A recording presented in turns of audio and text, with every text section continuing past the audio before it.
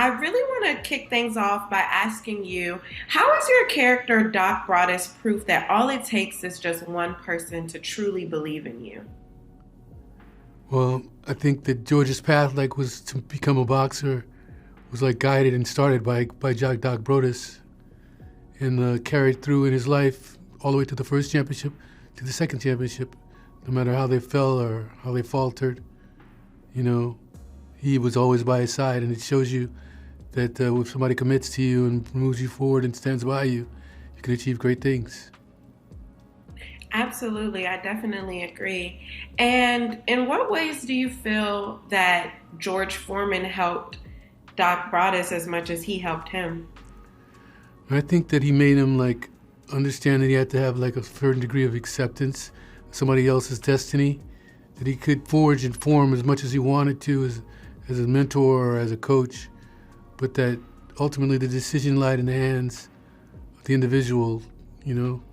He has to be able to accept that, because that was a difficult pill that he swallowed when George says he doesn't want to fight anymore, you know. Yeah. And they came back together again because once they found their freedom from each other, they were still able to recognize the benefit of each other, you know.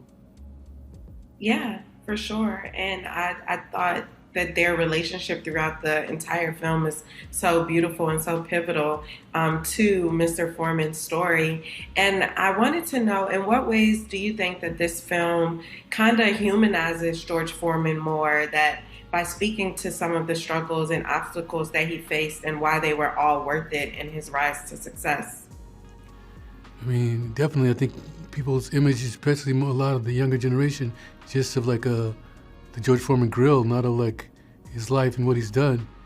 I mean, I think when you see somebody who's come from abject poverty, who has nothing, but himself is an asset, and he like makes himself move forward and like ultimately succeed, that's a lesson to know, coming through all the difficulties and struggles and mistakes, but yet if you continue forward, George showed that you can still achieve.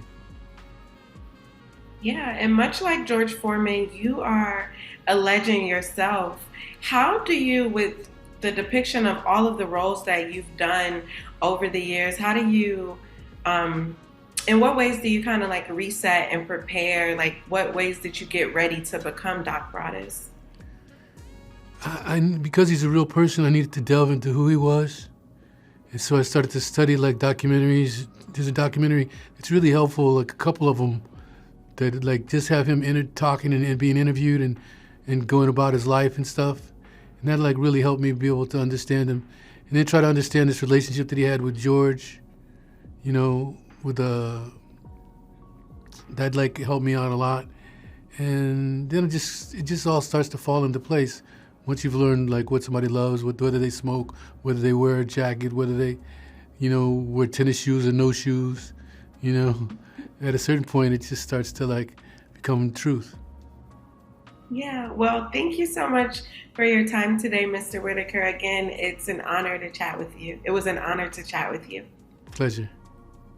And so, first things first, I want to know, can you tell me, what was your introduction to George Foreman? Like, when did you first learn who he was? I learned, my first introduction was as a kid, you know, growing up in Milwaukee, Wisconsin. ABC Sports will have these Saturday recap. They pretty much would show these fights from the 70s. So I saw the Foreman and Ali Rumble in the Jungle fight, and I was just blown away as a kid. But after 1987, I graduated from high school, and they told me, can you believe George Foreman's coming back to fight Steve Zowski, and he's 300 pounds at 38 years old? I was laughing. I was like, there's no way this guy's gonna win. But then I find myself checking back in every month, because he fought a fighter every month on USA in his later years. And that was my introduction of a guy who didn't quit, a guy who just kept pushing forward. Yeah, I love that. And, you know, what message do you hope this film conveys about the legacy of George Foreman? You know, one thing about the film, what I love, there's so many great ups and downs. You're on the edge of your seat. Is he going to win these fights? Is he going to win at 46 years of age? But also the humor, you know, this guy trying to lose weight. All those things from an entertainment standpoint, underneath there's something that I really love is second chances. You know what I mean? George had a second chance to change his life. He was one way, the angry boxer who just used his fists to solve all his problems, to a guy who let the fist go and he used his mind. And we see that in the movie when he says that with Forest Whitaker and what Forest Whitaker character teaches him. That's something that I love, is being able to get people to laugh, cry, and have a good time, but then at the same time walk away with a message. I love that. And I also want to know what inspired you to take this approach in telling his story, and are there any memorable scenes that stick out to you? Yeah, I think one of the most memorable moments for me was just like, from a visual standpoint, is being able to really express what it felt like to fight in the 70s. How is this movie going to be different from other boxing movies? So we went in and we did real punches. These are real fighters in the ring. They're hitting each other. It's what it's like, what it was like in the 70s. Try to be as authentic as possible to the real fights. For me, there's many great moments that I love in the movie. I think one of the most emotional moments for me is when George, early on in his life, he's underneath the house. And he just ran from these cops because of the early years of his life, George used to mug. He used to look for money. He was pretty much the guy who was looking for anything to get ahead the wrong way. And he's underneath the house and these dogs are looking for him. He realizes that I gotta change my way, I gotta change my life, I wanna be better. That emotional moment, I think, to not as much as extreme as George have dealt with in his real life, but we all know what it's like that we wanna change who we are and become a better person.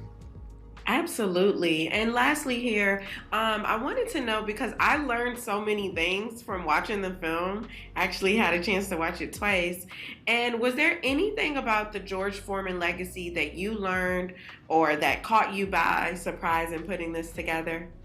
You know, one of the things that I felt that really caught me is that, we all have ideas. Sometimes things don't happen the way you want it to happen, As a kid, we lost to Ali, I was that kid rooting for Ali, But later on, I realized sometimes in your losses, you have wins. That's something I started to realizing as a filmmaker. And that was a loss, but it was really a win for him. He was able to change his life, and later on, he won 20 years later. So don't give up, keep pushing, you know what I mean? That's the key. That's some of the legacies that I see that he was able to overcome. Yes. Well, thank you so much, George. It was a pleasure to speak with you today. Thank you.